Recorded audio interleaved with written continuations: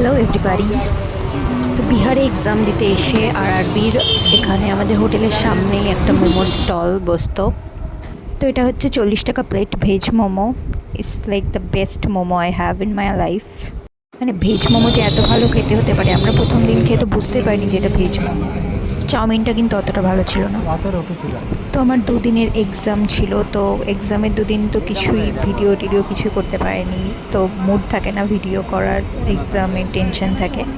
তো আমার RRB PR TR TGT টিচারের এক্সাম ছিল, দুদিন ছিল এক্সাম। এত দূরে এক্সাম ফেলেছে বলে কিন্তু প্রথমে আসতে ইচ্ছা করছিল না, বাট কিন্তু রিস্ক নিয়ে চলে এসেছিলাম। কিন্তু এখানে এসে কোনো অসুবিধাই হয়নি আর কি। স্টেশনে নেমে অনেক বাঙালিদের সাথে দেখা হয়েছিল, অনেকে এক্সাম দিতে এসেছিলো আশেপাশে।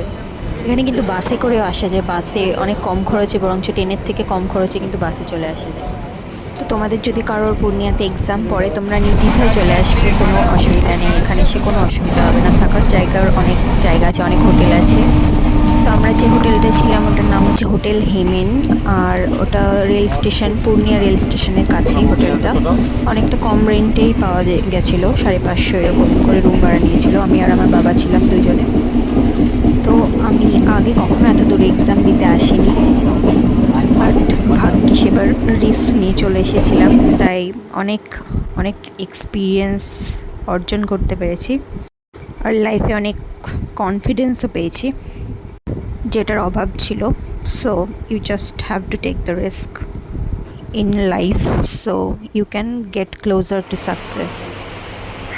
এরপর আমরা হাজারদুয়ারি এক্সপ্রেস ধরে বাড়ি ফিরেছি। So that's it for today. I hope you like the video and subscribe my channel.